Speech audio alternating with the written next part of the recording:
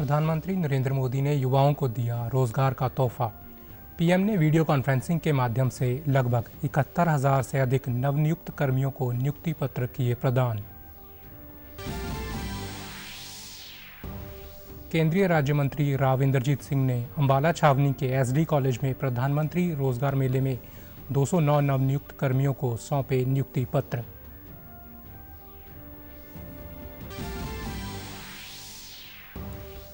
मुख्यमंत्री ने पलवल में 3 दिवसीय जनसंवाद कार्यक्रम के दौरान जिले के विभिन्न गांवों में आमजन के साथ संवाद कर उनकी समस्याओं को सुनकर तुरंत समाधान करने का दिया आश्वासन। और मुख्यमंत्री ने आईजीआई एयरपोर्ट दिल्ली और महाराजा अग्रसेन इंटरनेशनल एयरपोर्ट हिसार के बीच रेल कनेक्टिविटी के प्रस्ताव को दी मंजूरी। नमस्कार, मैं चंदन शर्मा। अब समाचार विस्तार से।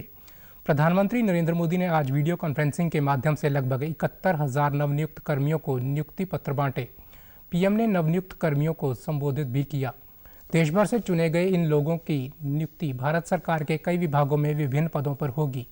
पीएम ने सभी युवाओं को बधाई देते हुए कहा कि विकसित भारत की संकल्प से सिद्धि के लिए हमारी सरकार युवाओं की प्रतिभा और ऊर्जा को सही अवसर देने के लिए प्रतिबद्ध है। ज्यादा युवाओं को केंद्र सरकार के विभिन्न विभागों में सरकारी नौकरी मिली है। विकसित भारत की संकल्प से सिद्धि के लिए हमारी सरकार युवाओं की प्रतिभा और ऊर्जा को सही अवसर देने के लिए प्रतिबद्ध है। पीएम ने कहा कि आज भारत सबसे तेज रफ्तार से आगे बढ़ने वाली अर्थव्यवस्था है। कोविड के बाद पूरी दुनिया मंदी से जूझ रही है। उसके बावजूद भी दुनिया भारत को एक चमकते सितारे के रूप में देख रही है। साथ ही उन्होंने कहा कि आज ऐसे कई नए सेक्टर खुल गए हैं जो 10 साल पहले युवाओं के सामने उपलब्ध ही नहीं थे। स्टार्टअप को लेकर आज भारत के युवाओं में जबरदस्त उत्साह है। पीएम ने कहा कि एक रिपोर्ट के मुताबिक स्टार्टअप ने 40 लाख से ज्यादा प्रत्यक्ष और अप्रत्यक्ष रोजगार निर्मित किए हैं।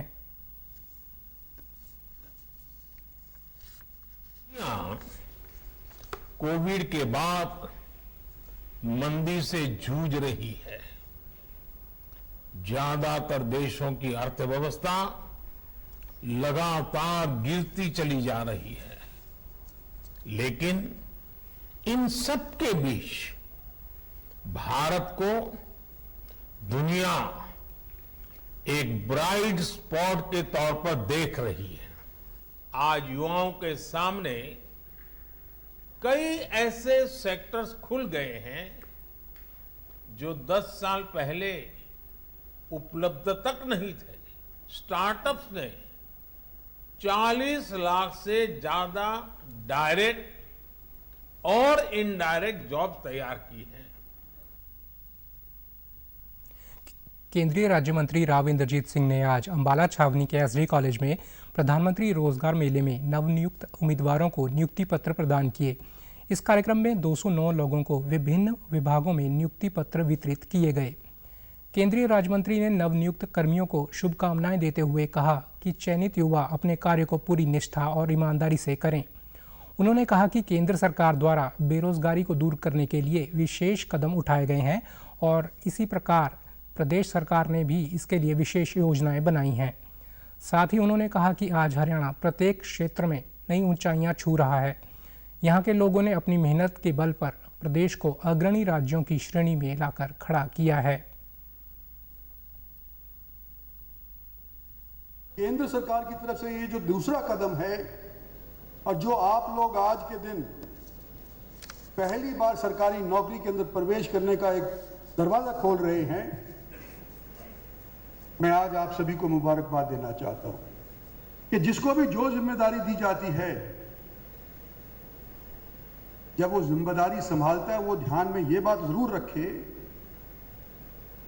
कि मेरे जैसे और भी बहुत कोशिश करे थे, नहीं बन पाई उनकी बात। और अगर मेरी बात बन पाई है तो कम से कम हम अपने प्रदेश को इतना संपन्न कर दें कि आने वाले समय के अंदर ये जो आका है 26% का, ये घट करके कम हो जाए। वहीं नियुक्ति पत्र प्राप्त करने वाले युवाओं ने प्रधानमंत्री का आभार जताते हुए कहा कि यह बहुत अच्छी योजना है। रोजगार मिलने से अब वे अपने परिवार का पालन पोषण अच्छे ढंग से कर पाएंगे। के लिए तो खुशी की बात है, लेकिन जो लोग अभी नहीं कर पाए उन लोगों के लिए एक मोटिवेशन है कि हम लोग भी आए यहाँ पे, उन्होंने अच्छा कर पाए, हमें अपॉइंटमेंट लेटर मिले, तो वो लोग भी अच्छा करें और मेहनत करें। भारतीय रेलवे में सीनियर सीसीटीसी पोस्ट पर नियुक्त हुआ हूँ और आज माननीय प्रधानमंत्री नरेंद्र मोदी के द्वारा ये रोज़गार मेले में हमें नियुक्ति पत्र दिया जा रहा है। इस रोज़गार मेले के माध्यम से मैं ये कहना चाहता हूँ कि ये नियुक्तियाँ तुरंत हो रही हैं, प्रोसेस में जल्दी हो रही है। मुख्यमंत्री मनोहर लाल पलवल में अपने 3 दिवसीय जनसंवाद कार्यक्रम के दौरान आज दूसरे दिन जिले के बहीन, गुलेसरा, औरंगाबाद और उटावड़ गांवों में आमजन के साथ संवाद कर उनकी समस्याओं को सुनकर तुरंत समाधान करने का आश्वासन दिया। सीएम ने कहा कि गांवों में गंदे पानी की निकासी, स्कूलों में फर्नीचर की व्यवस्था करने, शौचालयों का निर्माण जैसे कार्य 28 खंडों में पूरे कर दिए गए हैं, जबकि 100 खंडों में यह कार्य जारी है। हथीन क्षेत्र में जर्जर सड़कों के निर्माण के लिए सरकार ने 25 करोड़ रुपए की राशि मंजूर की है। गांव उटावड़ में पंचायत द्वारा जमीन उपलब्ध करवाने पर 66 केवी सब स्टेशन बनाने का कार्य किया जाएगा। वहीं बहीन गांव के 33 केवी के सब स्टेशन को अपग्रेड किया जाएगा। बहीन मानपुर में जहां पंचायत जमीन देगी वहां महिला कॉलेज बनेगा। उन्होंने कहा कि सरकार द्वारा जन कल्याणकारी योजनाएं बनाकर लोगों को घर तक योजनाओं को पहुंचाने का कार्य किया गया। परिवार पहचान पत्र के माध्यम से गरीब लोगों को उनका हक प्रदान किया गया। उटावड़ गांव में 2800 राशन कार्ड ऑनलाइन बनाकर लाभार्थियों को दिए गए हैं, जबकि 10,000 लोगों को आयुष्मान कार्ड बनाए गए हैं। ऊपर है, अगले 3 महीने में इन सब महाग्राम 135 फिरने पर काम शुरू हो जाएगा। जितना पैसा लग जाएगा, पूरी 135 फिरनी ये सब बनेंगे। स्कूलों के 2 काम, एक उसका रास्ता और एक 4 दीवारी, और साथ में ड्यूअल डेस्क फर्नीचर, शौचालय और पानी, ये 5 काम स्कूलों के भी हमने कराने शुरू कर दिए हैं हर एक स्कूल के अंदर। और कुछ 28 के लगभग ब्लॉक्स में ये काम पूरा हो चुका है, बाकी 100 ब्लॉक बाकी हैं, उसमें भी सारा काम अगले साल के अंदर पूरा कराएंगे। मुख्यमंत्री मनोहर लाल ने आईजीआई एयरपोर्ट दिल्ली और महाराजा अग्रसेन इंटरनेशनल एयरपोर्ट हिसार के बीच माल ढुलाई के साथ साथ यात्रियों के लिए रेल कनेक्टिविटी के प्रस्ताव को मंजूरी प्रदान की। मुख्य सचिव संजीव कौशल ने कल चंडीगढ़ में हुई Haryana rail infrastructure development corporation limited की बैठक में यह जानकारी दी। अब इस परियोजना को मंजूरी के लिए रेल मंत्रालय भेजा जाएगा। यह परियोजना 2 चरणों में क्रियान्वित की जाएगी। पहले चरण में गढ़ी, हरसरू, फारूखनगर, झज्जर के बीच रेल संपर्क विकसित किया जाएगा, जबकि दूसरे चरण में महाराजा अग्रसेन इंटरनेशनल हवाई अड्डे हिसार को जोड़ा जाएगा। उन्होंने कहा कि इस रेल लिंक से क्षेत्रीय विकास को गति मिलेगी, परिवहन दक्षता में सुधार व माल व यात्रियों के लिए सतत गतिशीलता को बढ़ावा मिलेगा। अनेकता में एकता हमारे देश की अनूठी विशेषता है। यहाँ सदियों से अलग अलग भाषाएं, धर्म और संस्कृतियाँ मौजूद हैं। पहनावा अलग है, खान पान अलग है और भौगोलिक स्थान भी अलग अलग हैं, लेकिन जब उनकी राष्ट्रीयता की बात आती है तो वे बड़े गर्व के साथ सभी एक होकर भारत के लिए खड़े हो जाते हैं। भारत अपने बहुरंगी सांस्कृतिक ताने बाने के साथ एक संयुक्त देश है और इसी वजह से अलग अलग संस्कृतियां एक दूसरे से गहराई से जुड़ी हुई महसूस करती हैं। भारतीय भाषाएं एक बड़े गुलदस्ते में सजे विभिन्न प्रकार के फूलों की तरह हैं, जिनकी सुगंध को हम सहेज कर रखते हैं। आइए आपको सुनाते हैं 24 नवंबर 2019 को प्रसारित मन की बात कार्यक्रम में प्रधानमंत्री का ये संदेश।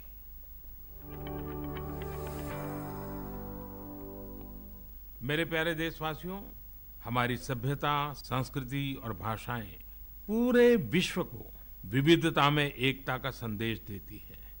130 करोड़ भारतीयों का यह वो देश है जहां कहा जाता था कि कोस कोस पर पानी बदले और 4 कोस पर वाणी। हमारी भारत भूमि पर सैकड़ों भाषाएं सदियों से पुष्पित पल्लवित होती रही है। हालांकि हमें इस बात की भी चिंता होती है कि कई भाषाएं और बोलियां खत्म तो नहीं हो जाएगी।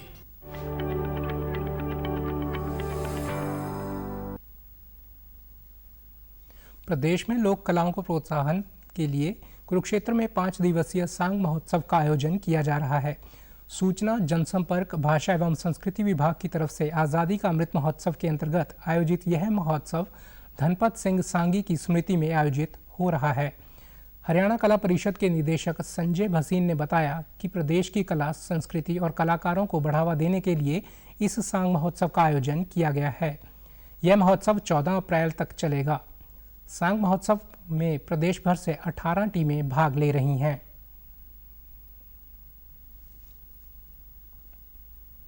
के अंदर कलाकार होने के नाते तो कलाकार सभी सर्वश्रेष्ठ होते हैं, लेकिन क्योंकि इस प्रकार के अंदर एक प्रतियोगिता ना कहकर मैं कहूँगा लोक संपर्क विभाग ने इसको एक महोत्सव का रूप दिया और उसके अंदर ये कहा कि इसके अंदर जो पारखियों की नज़र में सबसे अच्छा गायक होगा उसको ये धनपत जी की याद में 1 लाख रुपया पुरस्कार दिया जाएगा। इसके लिए ऐड दी गई थी। कुल मिलाकर 18 सांगी जो हैं इसके अंदर आए हैं, जजेस बैठे हुए हैं, वो जो अपना फैसला सुनाएंगे उसके ऊपर आने वाले जो भी दिन घोषित होगा उसमें माननीय मुख्यमंत्री जी के हाथों से 1 लाख रुपए उस टीम को इनाम दिया जाएगा। सांग महोत्सव में हिस्सा ले रहे सांग कलाकार रामशरण शर्मा ने कहा कि ऐसे सांग महोत्सव का आयोजन प्रदेश में पहली बार हो रहा है। यह हम सब कलाकारों के लिए सुखद है कि प्रदेश सरकार लुप्त होती सांग विद्या को जिंदा रखने का प्रयास कर रही है। धन्यवाद करता हूँ। जैसे ये सांग उत्सव यहाँ कला परिषद मल्टी आर्ट कल्चर सेंटर के यहाँ थिएटर में अब सांग चल रहे हैं। 18 सांगियों के सांग हैं। सरकार सहयोग दे रही है और इससे हम कलाकार आपस में मिलजुल लेते हैं। एक दूसरे की बात, कोई भी वार्ता है, कोई त्रुटि है, उसको आपस में बैठकर उसको भी निकाल लेते हैं। पंचकुला के गांव भूंगा में पुरातन व नई पद्धति के समायोजन से बनाया गया मनीषा गुप्ता का घर लोगों के लिए आकर्षण का केंद्र बना हुआ है। इन्होंने घर में लगभग 6000 पेड़ लगाए हैं। मनीषा का परिवार अपने भोजन से जुड़ी सामग्री की लगभग 150 किस्में स्वयं ही उगाता है। बारिश का सारा पानी घर में बने वाटर टैंक में जमा होता है, जो वर्ष भर की ज़रूरतों को पूरा करने में मददगार साबित होता है। घर में एयर कंडीशनर की भी ज़रूरत नहीं है। मनीषा गुप्ता ने बताया कि वे प्रधानमंत्री नरेंद्र मोदी के लाइफस्टाइल फिट फॉर एनवायरनमेंट से काफ़ी प्रभावित हैं। सरकार के साथ साथ हर नागरिक की जिम्मेदारी बनती है कि वह पर्यावरण संरक्षण में अपना योगदान दे।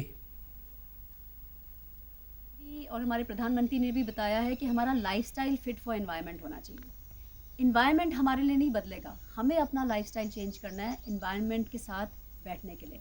और ये मेरे हिसाब से जिम्मेवारी पड़ती है हर किसी की। हमें अपना ही नहीं सोचना, हमें आगे वाली पीढ़ियों का भी सोचना है और हमें और जीव जंतु के बारे में भी सोचना है जो हमारे साथ इस पृथ्वी को शेयर करते हैं। ये सिर्फ हमारी सृष्टि नहीं है, ये सृष्टि कई और जीव जंतुओं की भी है। और इसी सोच को लेते हुए हमने ये सब काम किया है कि हम अपना हैबिटेट बनाएं, अपना लाइफस्टाइल ऐसा हम रखें कि हम इस सृष्टि में घुल मिल के रहें। आप देखेंगे जब आप ऐसा करेंगे तो आपको जो आपकी ज़रूरत है वो सारी पूरी होंगी।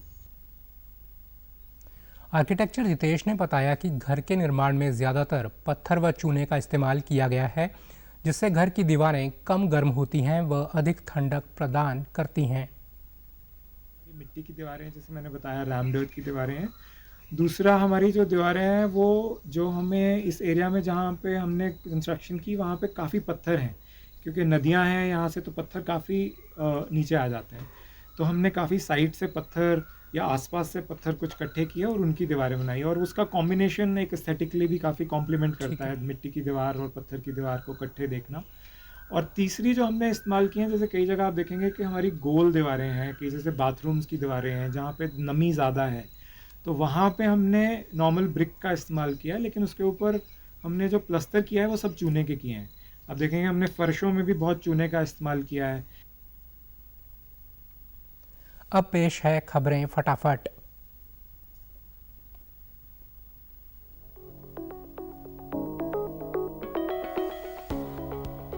प्रधानमंत्री नरेंद्र मोदी कल असम का दौरा करेंगे। 14,300 करोड़ रुपए की परियोजनाएं राष्ट्र को करेंगे समर्पित। भारत की G20 की अध्यक्षता में दूसरी महिला W20 2 दिवसीय अंतर्राष्ट्रीय बैठक की आज से जयपुर में हुई शुरुआत। कृषि मंत्री JP दलाल ने बेसहारा गायों के आवास एवं आश्रय के लिए गौ सेवा आयोग, पशुपालन एवं डेयरी विभाग और विकास एवं पंचायत विभाग के साथ की बैठक। और प्रधानमंत्री नरेंद्र मोदी और मुख्यमंत्री मनोहर लाल ने जलियांवाला बाग नरसंहार के शहीदों को श्रद्धांजलि की अर्पित। समाचारों में आज इतना ही। नमस्कार।